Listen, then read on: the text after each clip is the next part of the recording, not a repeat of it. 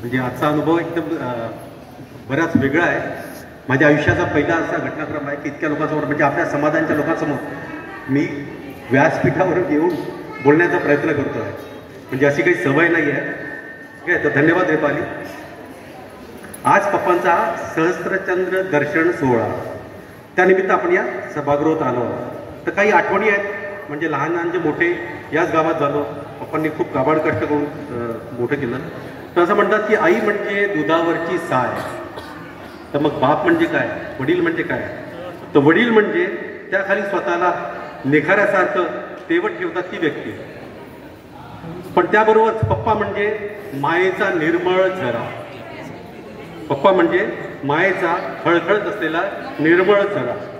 त्या झऱ्याचं पाणी जसं कधीही अप्रवाही होत नाही, सतत ते वाहत असतं, तसेच आमचे पप्पा सुद्धा. त्यांना माझेच काय, पण कुणाचीही म्हणा, फक्त आवाजाच्या टोनवरून, मी मुंबईत राहतो, फोन केला, आवाजाच्या टोनवरून ते ओळखतात. या काही टेन्शन आहे का, तब्येत बरोबर आहे, व्यवस्थित आहे. फक्त ते या गोष्टीची वाट बघतात की नाही पप्पा सगळं काही ठीक आहे, तरच ते फोन ठेवतात. नाही तर पटकन येऊन मम्मीला सांगतील की नाही काहीतरी टेन्शन याच्या भोवती दिसत आहे. म्हणजे फक्त आवाजावरून म्हणजे पुढील व्यक्तीच्या मनातल्या भावना ओळखणं या माणसाला एकदम व्यवस्थित जमतं. बघा, असं म्हणतात की भाषा कितीही समृद्ध असते तरी कधी कधी आपल्या मनातील विचार प्रकट करण्यास ती असमर्थ ठरते. भाषा कितीही समृद्ध असू द्या, म्हणजे प्रत्येक गोष्ट एक्सप्रेस करू शकत नाही. ठीक आहे, तसंच आमच्या पप्पांच्या बाबतीत सुद्धा त्यांच्याविषयी माझ्या भावना काय आहे हे सांगण्यासाठी माझी जी भाषा आहे ती असमर्थ आहे. आमच्या पप्पांनी ज्या गावात म्हणजे खामगावात हेडगिअर लावला, पप्पा टेलिफोन ऑपरेटर होते, हेडगिअर लावायचे, कुठं फोन आणा, कुठे कनेक्ट करायचा, कुठे बोलायचं, तर ते तेवढं काम करायचे. तर त्यांचं इतकं नशीब चांगलं की ज्या गावात त्यांनी तो हेडगिअर लावला त्याच गावात त्यांनी तो हेडगिअर ठेवला. म्हणजे रिटायरमेंट सुद्धा इथं झाली. माझ्या आयुष्याची 8वी ट्रान्सफर आहे. म्हणजे मी महाराष्ट्र भ्रमण करू चुकला आहे, पण पप्पांनी जिथे जॉईन केलं तिथेच त्यांनी रिटायरमेंट घेतली. त्यामुळे त्यांचं आता कुटुंब वाढलं, समाज वाढलं. ठीक आहे, म्हणजे तो अथांग सागर आहे. सुरुवातीच्या काळात म्हणजे बहुतेक 80च्या काळात फार थोडका पगार होता. थोडक्या पगारात आमच्या तिघाही भावंडांचं संगोपन, शिक्षण, दिवाळी, दसरा, होळी, सणवार, मामांच्या घरी जाणं उन्हाळ्यात. ठीक आहे, ह्या सगळ्या गोष्टी पण धमाल होती. आयुष्यात फार धमाल होती. तिची मजा त्या काळी चालली ना, ती आजच्या या जीवनात नाही, धकाधकीच्या जीवनात नाही. म्हणजे तेव्हा दिवाळी आणि म्हणजे कुठलं एखादं लग्न वगैरे असतं, फक्त 2च ड्रेस मिळायचे. आज तर असं आहे की ॲमेझॉन प्राईमवरती सेल निघतो तर पटापट 4-5 ड्रेस येतात. पण त्या गोष्टीची जी गोडी तेव्हा होती ना ती आज नाही.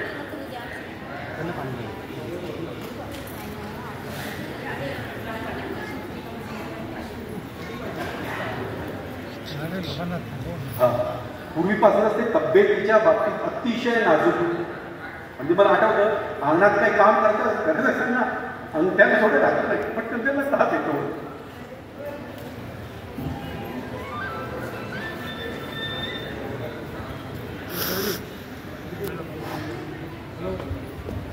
तर तब्येतीच्या बाबतीत हा माणूस म्हणजे अतिशय नाजूक. आमची आई म्हणजे एकदम कडक लक्ष्मी.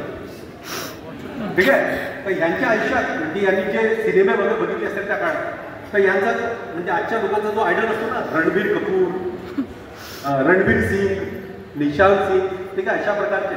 तर यांच्या आयुष्यात धर्मेंद्र नावाचा हा जो अभिनेता आहे ना, हा यांचा आयडल कधीच नव्हता. धर्मेंद्रचं कसं पिळदार शरीर, कुस्त्या करणं, तर यांचा तो आयडलच नव्हता. यांना जे अभिनेते होते ते कुठले आवडायचे, तर संजीव कुमार, राजेंद्र कुमार, ज्यांना म्हणजे राज कपूर, या लोकांना शरीर सौष्ठत्वाविषयी काही घेणं नाही, असे लोक हे यांचे आयडल. ठीक आहे, तर त्यामुळे यांनी ते बायसेप, ट्रायसेप, छाती वाढवणं हे उद्योग आयुष्यात कधीच केले नाही. याच्यासोबत काही घेणं देणं नव्हतं. तर मी आणि माझे 2 लहान भाऊ लहानपणी तर आम्ही काही उपद्रव केला. ठीक आहे, तर मला असं तर आठवत नाही की यांनी हाताने कधी मारलं असेल, कारण की नाजूक प्रवृत्ती यांनी विषय नाजूक. हे आधी फक्त पॅरागॉनची चप्पल घ्यायची. कसं आमची मम्मी म्हणजे अतिशय सुगरण म्हणजे देवाशपथ खोट्याने सांगत नारळाची वरवंटी काय काय होतं वरवंटी करवंटी म्हणजे नारळाच्या करवंटीचं सुद्धा ते लोणचं करू शकते आणि लोक आवडीने खातील. ठीक आहे.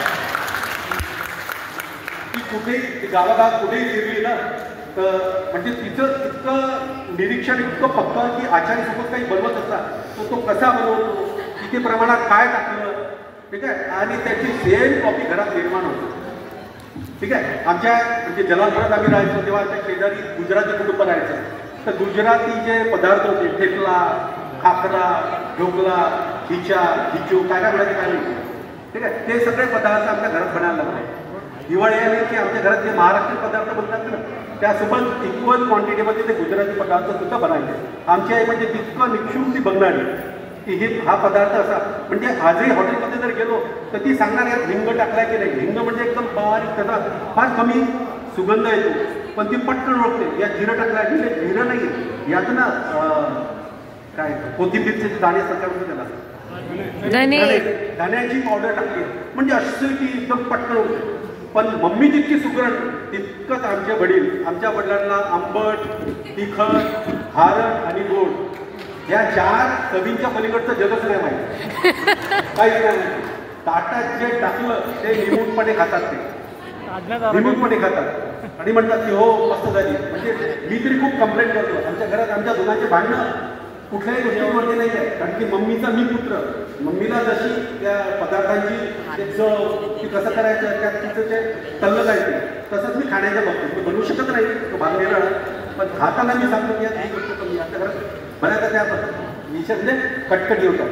पण पप्पांचं काही या गोष्टीसोबत काही येत नाही. ही गोष्ट टाकली ते त्या देव मानायचा ते खातात निघतात असं. पण मम्मी विचारते बऱ्याचदा की भाजी कुठली आहे तर पप्पा नाही माहिती आहे की हिरवट रंगाचं जर वरण केलं तरी बहुतेक पालकाची डाळ झाली. मम्मी विचारते की काय केलं, कशी होती भाजी, नाही मस्त होती. कुठली भाजी होती तर पप्पा म्हणतात की ना पालकाची भाजी. तर मम्मी पटकन सांगतात नाही पालकाची नाही त्यात ना मेथीची केलेली आहे ती भाजी आणि त्यात लसणाचा ते पानं असतात ना हिरवे ते टाकले आहे. पण पप्पांना त्यासोबत काही केलेलं नाही.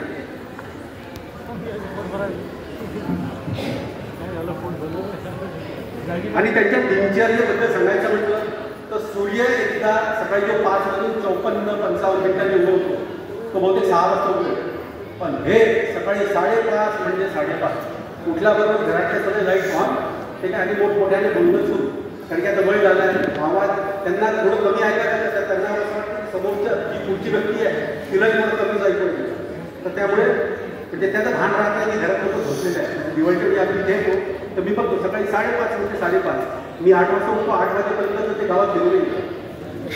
तसं एकदा तो सूर्य दिसू शकतो पण पप्पा नाही. घरी आल्याबरोबर अख्खा अंगण काढून काढले. मम्मी सोबत किचनमध्ये छोट्या छोट्या गोष्टी म्हणजे ते तितकं त्यांचं तो खारीचा वाटा असतो ते कोथिंबीर करून देतील, कांदा सोडून देतील, भाजी चिरून देतील. मम्मीला ते पूर्ण मदत करतात. मम्मी म्हणजे काहीतरी बोलत होती ते पूर्ण प्रयत्न करतात की मी ना माझ्याकडे मदत करू शकतो. आणि कुठलंही कारण नसताना गावात चक्कर मारा कुठलंही कारण नाही. ठीक आहे. मम्मी शोधत होते पप्पा कुठे गेले पप्पा नाही आहे किंवा नाही याच्यावर गावात गेले. कुठलंही कारण त्यांना पाहिजे नाही गावात. म्हणजे साधी 10 रुपयाची कोथिंबीर जरी घ्यायची म्हटली तर ते मोहन टॉकीजपर्यंत जातात. 10 रुपयाच्या कोथिंबीर असं नाही की शेजारी नाही. गावात चक्कर मारतात. फक्त गावातले देवबीर ते नामदेव तिथे जाऊन त्याचा तो अड्डा असतो तिथे बसायचा. आणि थकवा नावाचा जो प्रकार आहे हा परमेश्वरांनी त्यांच्या पद्धतीने दिला असतो. म्हणजे मी तरी थकतो ठीक आहे. पण पप्पांना मी कधी सांगितलं छोटीची गोष्ट आहे की ताडकन उभे राहतात आणि ते कामाला लागतात. काही गोष्ट आढळून त्यांना थकवा मी कधी सांगितलेलं. कोणी एक छोटासाही फोन केला म्हणजे माझी चुलत बहीण ती इथे इंदोरमध्ये राहतात त्यांनी फोन केला की काका बरेच दिवस झाले तुम्ही आले नाही. पप्पा दुसऱ्या दिवशी सकाळी 6ची बस पकडून इंदोर. मी तिथनं मुंबईमध्ये जातो. पप्पा वय झाला आहे जाऊ नका प्रवास करू नका. पण नाही तो समाजाचा कार्यक्रम म्हणजे मला भीती वाटते तेव्हा होतं ना की अरे समाजाचा कार्यक्रम आहे पंजाबमध्ये. अरे पप्पा कुठे पंजाब नाही मला जायचं आहे गावात 20-25 लोक सुद्धा ठीक आहे. तर थकवा नावाचा प्रकार त्यांना काही माहितीच नाही. आणि दुसरी महत्त्वाची गोष्ट म्हणजे त्यांचे 2 मित्र आहेत. मॉर्निंगची बॅच वेगळी मॉर्निंगचे मित्र वेगळे आणि संध्याकाळचे मित्र भेटले. संध्याकाळच्या मित्रांचा आपण थोडं म्हणजे वेगळ्या मार्गाने विचार नका करू, पण त्यांच्या आयुष्यातले जे संध्याकाळचे मित्र आहेत ना, तसे मित्र म्हणजे देवकर्मी प्रत्येकाच्या आयुष्यात येऊ.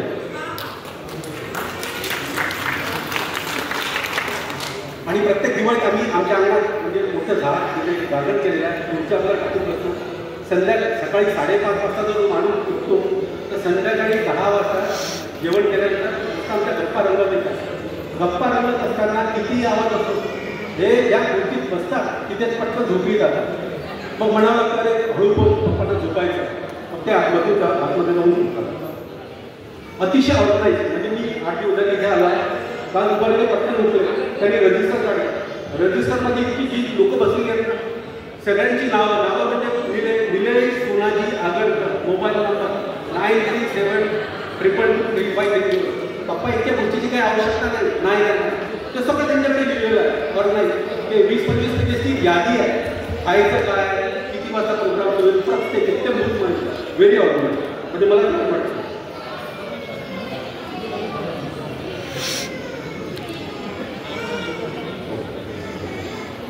ठीक आहे. एक छोटीशी गमतीदार गोष्ट सांगतो की आमच्याकडे गार्डन आहे. मम्मीला गार्डनला भरपूर कळतं, पप्पांना काय कळतं. तर चमेलीचे झाड म्हणून बऱ्याचदा ते गाजरगावचं झाड म्हणून बऱ्याचदा त्यांनी ते चमेलीचे झाड म्हणून आणलेले आहे. ठीक आहे. तर मी रागावते, अहो तुमच्या याच्यासाठी तुमचा विचारायचा बऱ्याचदा केलेलं आहे. पहिली आई जगदंबाच्या चरणी मी याची प्रार्थना करतो की यांच्या आयुष्यात येणारी प्रत्येक रात्र ही दिवाळीसारखी रात्र असते, प्रत्येक रात्र ही शरद पौर्णिमेसारखी रात्र असते आणि प्रत्येक पहाट ही दीपावलीसारखी पहाट असते. नमस्कार. मस्त.